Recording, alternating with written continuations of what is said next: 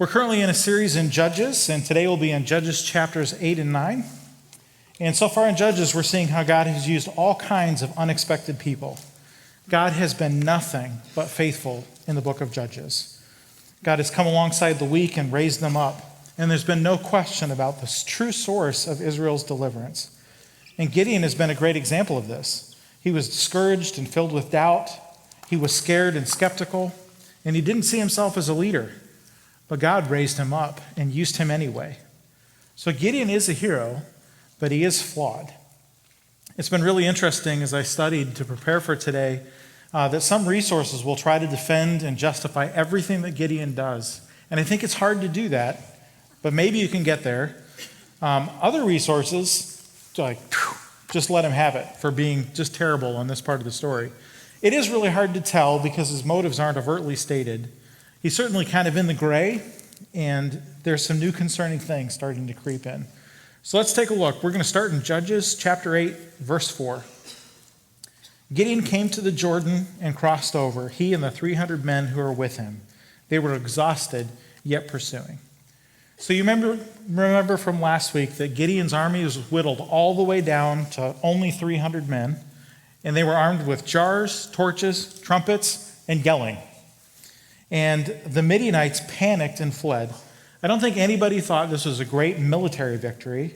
The only possible explanation is that God had delivered them. They had captured Oreb and Zeb, the two princes, and they had driven the Midianites out of their land, across the Jordan, all the way to the finish line. So here they're winding down, they're tired, and they're exhausted, and now they cross the Jordan River. And I think crossing the Jordan River is really significant. Originally, when the Israelites crossed the Jordan River, they were crossing from the wilderness into the promised land. It was symbolic of a move from death to life, from discipline into destiny.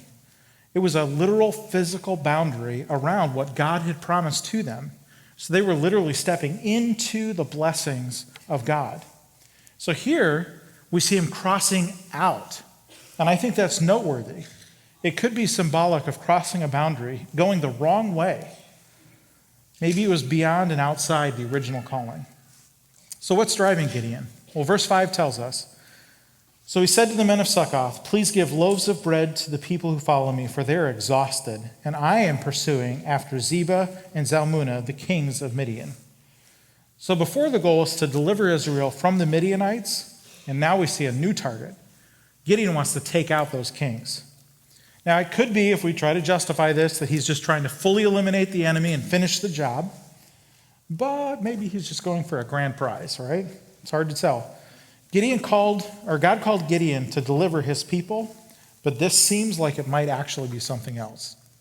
We find out later in the story that these two kings actually killed all of Gideon's brothers. So in chapters 6 and 7, Gideon's motivation is obedience to God. But now, I think his motivation is personal. God called him to deliver all of the Israelite people, not just his own clan and family. And I think it's noteworthy that the language seems to change. Before in Judges, we saw lots of phrases like, "The Lord is delivering the enemy into your hands." Now we see, "I am pursuing." And I think that's different. It's hard to say if Gideon consulted God about this. It doesn't say. And in fact, God is hardly mentioned at all in these two chapters. And the few times that he's only mentioned by his generic name, Elohim, not the personal, covenant-keeping name, Yahweh. Well, the officials of Succoth, they deny Gideon's request for supplies. That's probably not the response Gideon was expecting. I mean, he's a hero after all, right? He should be welcomed. They should support him. And this isn't an unreasonable request. A lot of times, soldiers would just confiscate and take the things that they needed. So this isn't an obnoxious request. But I don't think the refusal is necessarily unreasonable either. There were very few tribes that had settled east of the Jordan River, and they were completely separated from the rest of Israel. So if they align with Gideon against the Midianites, if he fails, they are totally exposed and cut off. They're sitting ducks out here. So let's see how Gideon responds to their refusal. Verse 7, Gideon said, "Well then, when the Lord has given Zebah and Zalmunna into my hands, I will flail your flesh with thorns of the wilderness and with briars." Whoa, this is different. It could be that he's declaring a consequence, like you're not supporting me and you're not supporting God, so you need to be punished. But again, there's not a lot of God in here. I see a lot of I statements, so it seems more like a threat. And that word flailing, some translations say beating or thrashing. That's the word that you use to thrash wheat, which is exactly what Gideon was doing in hiding when God found him. Well, now he's threatening to dish that out against the very people that he was called to deliver. In verse 8, we see that he goes from there up to Penuel, and he spoke to them in the same way, and the men of Penuel answered him the same as the men of Succoth had answered. And he says to the men of Penuel, when I come again in peace, I will break down this tower. It's another threat. And I think it's kind of silly that he says, when I come in peace, it's going to get violent, right? It's kind of strange. So where did this timid, insecure Gideon that we saw in hiding go? He's definitely powered up now. So he takes off, he captures the two Midian kings by surprise. And the text is really clear that Gideon throws their army into panic, not God, like we saw before. So he's captured them and he's on his way back and he stops at these two cities. In verse 16, he took the elders of the city and he took the thorns of the wilderness and the briars, and with them he taught the men of Succoth a lesson. This verb went from flailing to teach them a lesson, like he wants his pound of flesh. Maybe he's trying to embarrass them. In verse 17, he broke down the tower of Penuel and he killed the men of the city. This is definitely an escalation. He's gone from threatening to flailing and humiliating to killing. And he is the first judge to turn the sword against his fellow Israelites. He went from attacking an enemy to his own people, and it seems excessively violent. God is missing. Normally, we see God using enemies to punish disobedience, not his own judge and deliverer. This seems off. So what does Gideon do with the captured kings of Midian? We see in verse 20. So he said to Jether, his firstborn, rise and kill them, but the young man did not draw his sword, for he was afraid, because he was still a young man. It's important to note that this is very much an honor culture, and so who kills whom is really important. It would be honorable to be killed by a high-ranking soldier or the champion of the other camps. It would be big-time dishonorable to be killed by a child. I think Gideon here again is trying to humiliate the Midianite kings. This wasn't needed to deliver Israel. That's again why I think this is personal. From the other perspective, if you killed other kings, that was a huge honor. And so Gideon, asking his son Jether to do this, is trying to mark Jether as the favored son. People in the future would say, Jether is the one who killed the Midianite kings. And this is how kings acted all the time in those days. This bestowal of honor is a big deal. I do find it a little concerning, though, that Gideon is trying to direct honor to Jether instead of to God. And in Jether, we see what Gideon used to be. He's like a mirror that shows how Gideon has changed. Now it's Gideon's son Jether who is afraid and recoils and is uncertain and hesitant and weak. And Jether stands in silent witness to how Gideon has changed. Well, ultimately, Gideon kills the kings himself, and that leads to what happens next in verse 22. The men of Israel said to Gideon, rule over us, you and your son and your grandson also, for you have saved us from the hand of Midian.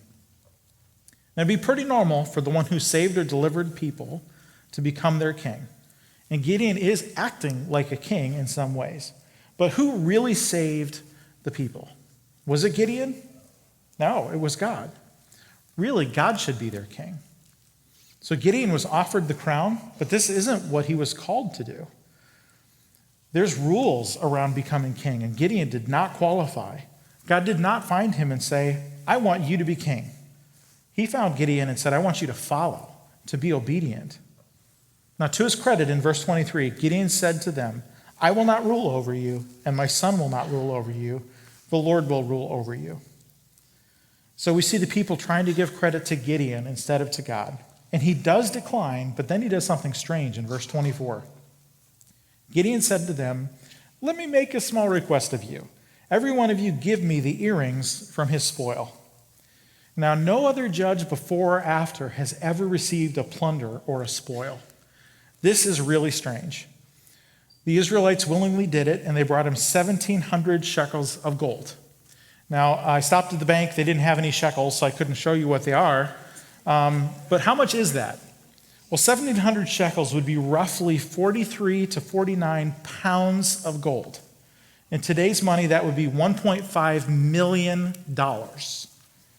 Why did he want this? Again, if we're trying to frame this as positive, maybe this was intended to be a celebration, an offering to God. And we do know that Gideon contributed by giving the crescent ornaments and the pendants that he had taken from the Midianite kings.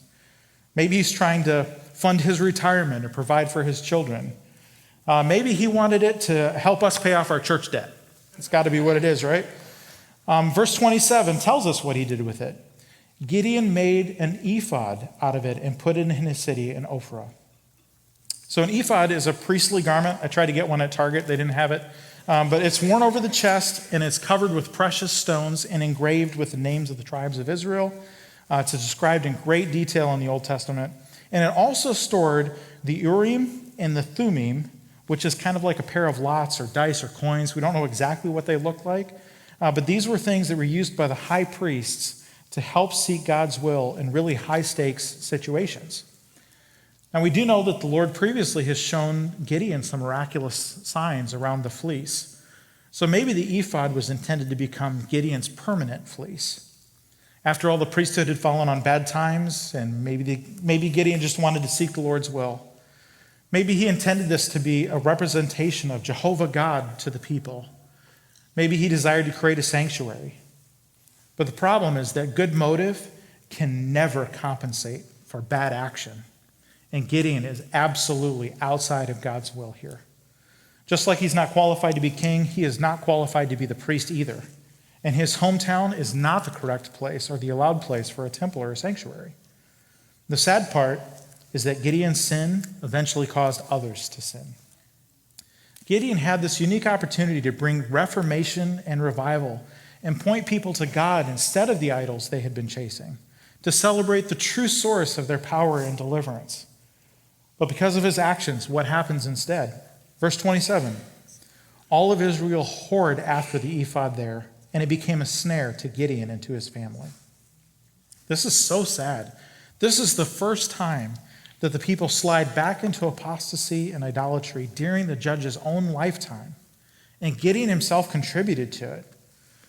Again, maybe his intention was to honor God, but he didn't do it the right way, and it didn't go well. Even so, in verse 28, we see that Midian was subdued before the people of Israel, and they raised their heads no more. The land had rest for 40 years in the days of Gideon. It's interesting that this is the last recorded period of peace recorded in the book of Judges. And that word subdued is the passive form, which is more like the Midianites stayed put, but it wasn't because of active leadership. What was Gideon up to? Verse 29 says, Jerubbaal, the son of Joash, went and lived in his own house. By a quick reminder, that's still Gideon. That's the alternate name that was given to him earlier in the story. So Gideon just goes home. He disappears. He didn't take the crown, but I'm not sure he really lived out his calling either. I don't see any evidence of effective leadership, and he basically just retired from public life. I would assume he was pretty young because he was young when the story started, and he lived at least 40 more years. So what was he up to? Well, verse 30 tells us that Gideon had 70 sons, his own offspring, for he had many wives, and his concubine who was in Shechem also bore him a son, and he called his name Abimelech. Well, that definitely could keep a guy pretty busy, right? And this kind of behavior is normal for kings and monarchs of that day, but this isn't how the Israelite kings were supposed to act. And having a foreign wife or concubine was absolutely forbidden for everyone in Israel. There's no doubt about this. So Gideon's mouth was saying, I'm not your king, but his actions might have been actually saying something else. And sometimes his lifestyle seems to contradict his words. And friends, if we're not careful, this can happen to us also. Sometimes we'll say things, but our actions can undercut what we're saying. You can proclaim to follow Christ and want to honor him, but your actions might be saying something else. Well, the good news is it can't get any worse, right? Well, verse 33 says, as soon as Gideon died, the people of Israel turned again and whored after the Baals and made Baal-bereth their god. So whatever restraining influence Gideon had, when he died, it was gone. It was game on, and the Israelites weren't even pretending to follow the Lord anymore. It's interesting that Baal Bereth means Baal or Lord of the covenant. And when you hear that, it should give you chills, because who is the one true covenant God of Israel? It's Yahweh. They have really messed this up. Verse 34 says that the people of Israel did not remember the Lord their God, who had delivered them from the hand of all of their enemies on every side, and they did not show steadfast love to the family of Jerubbaal, that is Gideon, in return for all of the good that he had done to Israel. So God as their deliverer was not elevated as much as he should have been, and now he's been forgotten. The ingratitude for Gideon's good deeds really is the same as forgetting God their deliverer.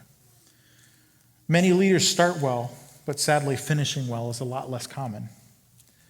We need to remember that when positive things happen to us, they're really coming from God, not ourselves. When God is on your side, no enemy is invincible.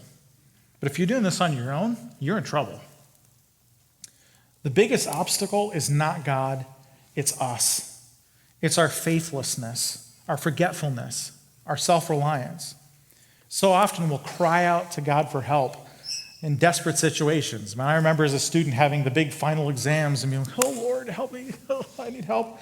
Maybe you're fighting addiction and you're desperately crying out, or you've been confronted with illness. And so often God will bring us through, and then we breathe a sigh of relief and slide right back into, I think I've got this. And that's just not a good thing. And when we have success, and even more when we're elevated into leadership positions, it's extremely hard to stay humble and dependent. What stories do we tell our kids? Do we tell them about our weakness and how God delivered us anyway? Or do we tend to talk about our own accomplishments? Even if we're not self-promoting, are we elevating the role of God in our stories enough?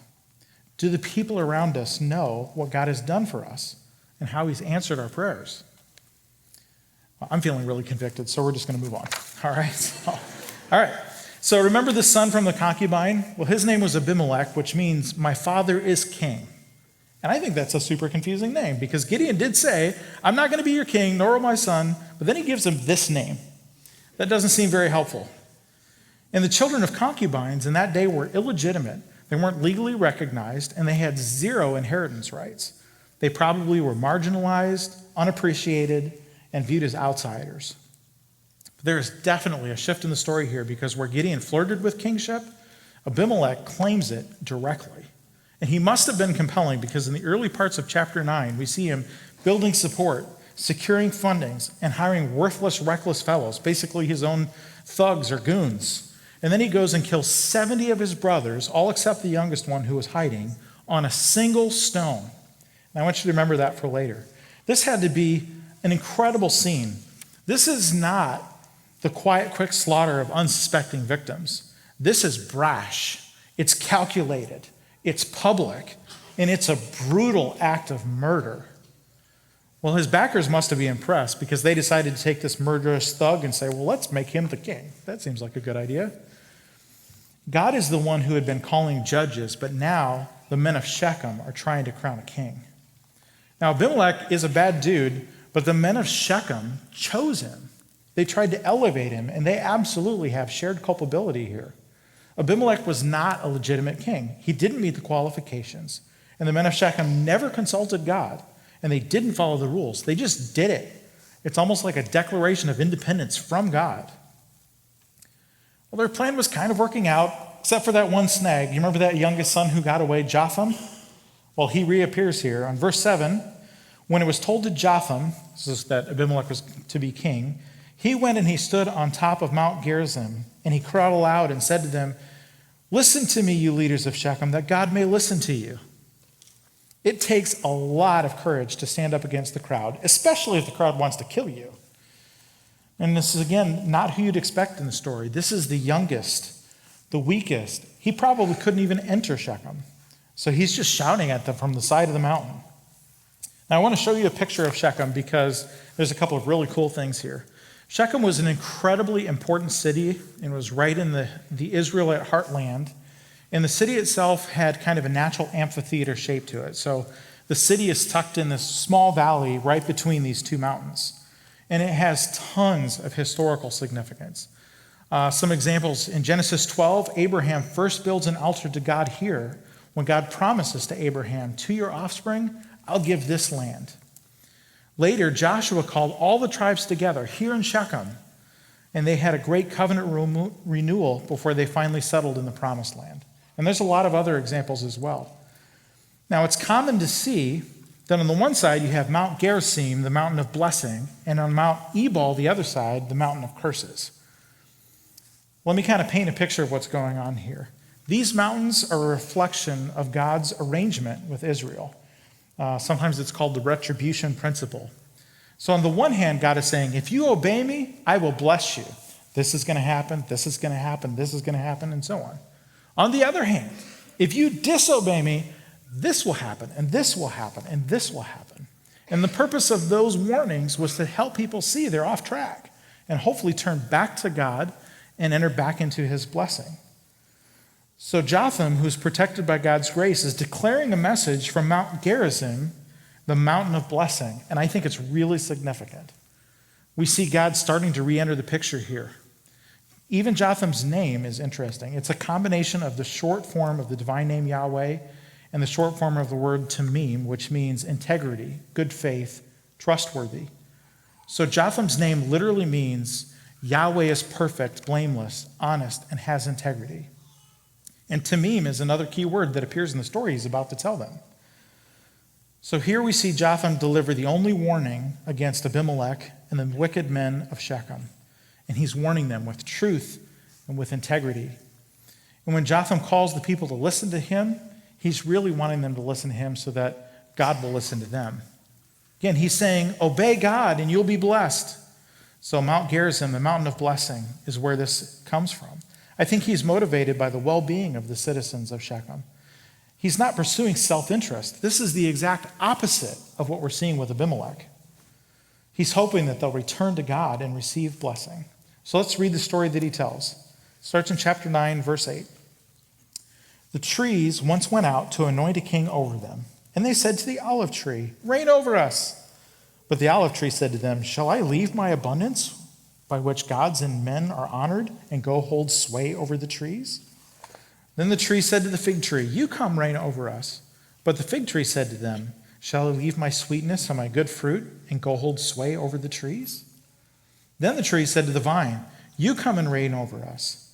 But the vine said to them, shall I leave my wine that cheers God and men and go hold sway over the trees? So in each example, the trees are saying to other trees, come rule over us. And this is just like the people of Shechem saying to Abimelech, come rule over us. And the picture here is that the people are choosing one of their own kind to rule over them. It should be God choosing, and God should be ruling over them ultimately. But here we see the people of Shechem being called out. It's interesting that the story really is going after the people of Shechem, more so than after Abimelech. Now, these three kinds of trees were the most prized species of trees in this area. Oil, figs, and wine are the most valuable commodities of that day. Do trees really need a king to rule over them? No. What could a tree king do for other trees? Nothing, I guess. Do trees need shade? No. And this word hold sway is sometimes used to describe random, pointless, and futile movement. So each of these trees declined because having a king wouldn't help them. And if they became king, it would actually be wasting their time. It would be futile. They're too busy actually being useful and productive. Good leadership often takes time, toil, and care. And leaders often have to forego their private interests and sacrifice significantly for the good of the community. And further, when you get elevated into leadership position, it's so easy to become proud and slothful. And these things can spoil a leader's usefulness. So the wise trees pass on the crown, and they choose to continue their divine and more valuable calling instead. Now in verse 14, the tree said to the bramble, you come and reign over us. And the bramble says to the trees, if in good faith you are anointing me king over you, then come and take refuge in my shade. Well, bramble is a thorn bush, and thorns this is the same word that we see in Genesis 3:18. After Adam and Eve had sinned, the ground was cursed, and they were going to have to sweat and fight against the bramble and the thorns that were going to choke out the good plants in their food. This is a curse. Bramble is actually really, really bad. And this idea of bramble saying, come and take refuge in my shade. Well, shade is a picture of protection. And protection is the responsibility of a king. But what shade can a thorn bush produce? Not really any, right? So bramble wouldn't be a good king. But then it goes further in verse 14. But if you don't make me king or take refuge in my shade, then let fire come out of the bramble and devour the cedars of Lebanon. So now the bramble is threatening the trees. Bramble or thorn bushes were pretty flammable, and sometimes they were used for kindling. They didn't last particularly long, and so very often they would snare and entangle things and then just kind of randomly burst into flames and destroy them. So bramble can harm even the most noble trees like the cedars of Lebanon. Bramble is the enemy of productive and healthy growth. It's extremely dangerous to trees and could destroy them. So the message is not that bramble is a bad choice for a king. It's that it's the worst possible choice for a king. Jotham goes on and explains his story, and he says that if what they're doing and how you're treating Gideon and his sons is good, trustworthy, and has integrity, remember that part of his name? If you're acting with integrity towards God, then rejoice and celebrate because you are blessed. Having a godly king is a blessing. It wasn't forbidden to have a king. It just needed to be a certain way, which is not what they're doing. So what happens if they don't do it? Let's read in verse 20. If not, let fire come out of Abimelech and devour the leaders of Shechem and Beth Millo. And let fire come out from the leaders of Shechem and from Beth Millo and devour Abimelech. In other words, may you all just destroy each other. So the point of the story is that making Abimelech king isn't just a bad option, it's the worst possible option. Now remember, this is being given from the mountain of blessing. So if the actions of the men of Shechem are legitimate, it is a blessing. But if it's not, it's still a blessing. And here's why. It's because the wrong that was done to Gideon is going to be repaid. God did use Gideon to deliver the Israelites from Midianite oppression, and he did not deserve to have his 70 sons murdered. Even more than that, this evil king Abimelech is going to be destroyed. And the evil men of Shechem who tried to push him into power are also going to be destroyed. So what that means is that if what they're doing is not legitimate, the city of Shechem still is going to be delivered from evil. And so that's a blessing either way. And that's why I think it's so significant that this is coming from Mount Gerizim, the mountain of blessing. I think it's so perfect and cool. So Jotham runs off and hides. And in verse 22, we read that Abimelech ruled over Israel for 3 years. It's really interesting that the length of his reign is stated right at the beginning. It's really unusual. Normally there's a log of here's all the great things they accomplished, and then is like a capstone at the end. Here they led for this many years. But in this case, they say right at the beginning, he reigned for 3 years, and then it immediately describes his downfall. This is the shortest oppression or judgeship in the entire book of Judges. So God is not putting up with Abimelech or those Shechemites very long. This retribution is swift. Verse 23, we see God sent an evil spirit between Abimelech and the leaders of Shechem, and the leaders of Shechem dealt treacherously with Abimelech. This evil spirit is like a stirring up of animosity and distrust. Now, it's important to note here that God is not the author of evil, but he is sovereign over it. He's the architect behind everything that's happening. God restrains evil, but occasionally we'll see him let it loose just a little bit. But even in those times, God is always in control, even if the people don't want this or don't like it. An example of this is in Job. You see God limiting the evil. At some point, he turns it loose, but it's to serve a very specific purpose. We see this in the story of King Saul, who disobeyed God, and God's spirit left him, and then he was tormented by an evil spirit. And again, it's serving a purpose to advance God's desires. In Romans 1, in the New Testament, we see verses like, God gave them over to their sinful desires of their heart.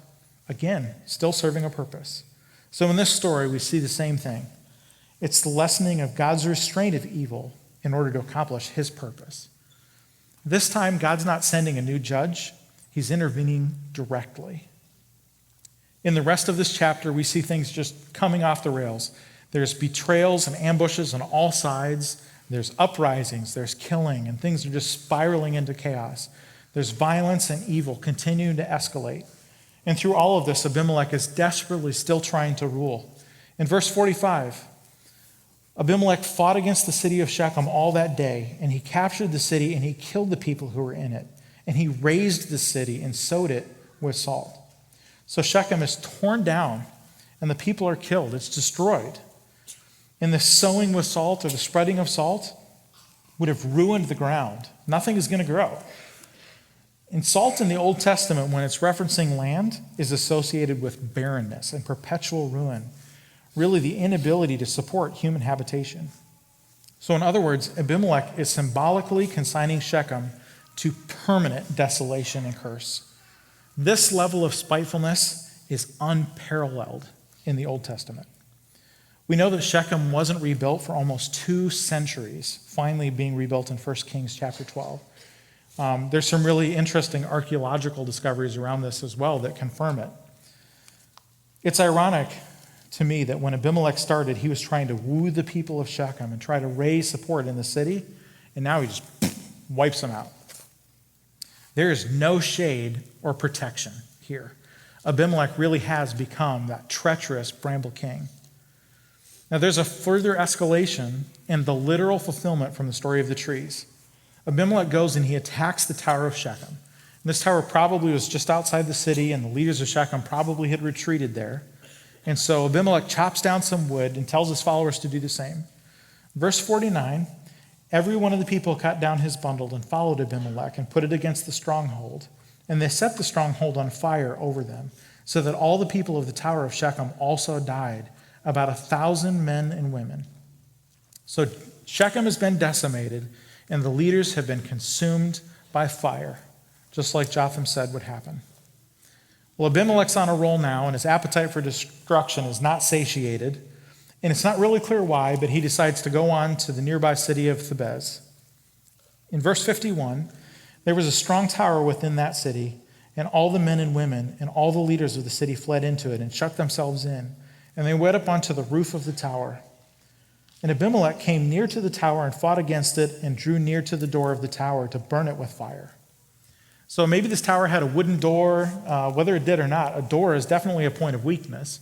Well, the people of Thebez would probably know that as well and probably defend it, right? But Abimelech appears to be on a roll and in total control until all of a sudden, verse 53, a certain woman threw an upper millstone on Abimelech's head and crushed his skull. All of a sudden, he goes from being in control to getting his brains knocked out by a rock. An upper millstone would have been the top half of a hand-operated grain grinder, right? And he's not taken out by some great warrior, not even a known person. He's taken out by a woman, and a nameless woman at that. This is more disgraceful than being killed by an uncircumcised Philistine. Like, this is the worst. Now, do you remember how Abimelech had killed all his brothers on that one stone? Well, now they have all been vindicated by one stone. Verse 54, then Abimelech quickly called to his young man, his armor bearer, and said to him, draw your sword and kill me, lest they say of me, a woman killed him. Oh. So the young man thrust him through, and he died. Well, his attempt to hide didn't work, because we obviously know what happened. And the humiliation of being killed by a woman is even retold in 2 Samuel 11. But the reign of terror was stopped in an instant. How? It seems like a seemingly random list of happenstance things, that he happened to be by the door and a woman happened to chuck this rock over the wall and it happened to hit his head. No, God was orchestrating all of this. And God ultimately took Abimelech and brought him down in a humiliating fashion. Verse 55, when the men of Israel saw that Abimelech was dead, everyone departed to his home. It's over. There's no celebration of their king. There's no mourning. There's no songs of praise to him or to God. There's no hero's welcome. There's nothing. They just go home. Abimelech's life demonstrates the foolishness of trying to pursue a crown when you don't have a calling. So who's the winner of the story here? I guess the millstone, right? The kitchen appliance is the winner. Nobody's the winner. Well, actually, I would say God is the winner, because he was the one working behind the scenes. Verse 56, thus God returned the evil of Abimelech, which he had committed against his father in killing his 70 brothers. And God also made all of the evil of the men of Shechem return on their heads. And upon them came the curse of Jotham, the son of Jerubbaal. So even in all of this chaos, God himself brought justice. Evil was vanquished, and he did it himself directly, even when all of the people had forgotten him. In future weeks, we're going to see God continue to deliver his people, even through some more exaggerated situations. The story of Judges isn't about God abandoning his people. It's about his people abandoning their king. We continue to see a downward spiral through the rest of the book, and later in Judges, we see a really sad verse. It actually appears exactly the same way twice in chapter 17 and 21. It says, in those days, there was no king in Israel, and everyone did what was right in their own eyes. That sounds a lot like our culture today. Who gets to define truth? Does God or does each person get to decide truth? Who's right? And what right do you have to tell anybody else that they're not right? Where are the leaders who honor God? And does our culture even remember God? The sad truth is, I think if we're honest, we all want to be the king. We all want to be rulers. And we all tend to overlook and forget God and how he is the one that has delivered us. There never was a perfect earthly king until Jesus came. Jesus was the perfect king, and he did something astonishing. He took upon himself the punishment for our sins, and then he rose again, proving that death had been defeated. This is the ultimate deliverance, and he should be the rightful king of our lives. But we forget. We choose the bramble king. We start worshiping the wrong things, and they become the center of our lives.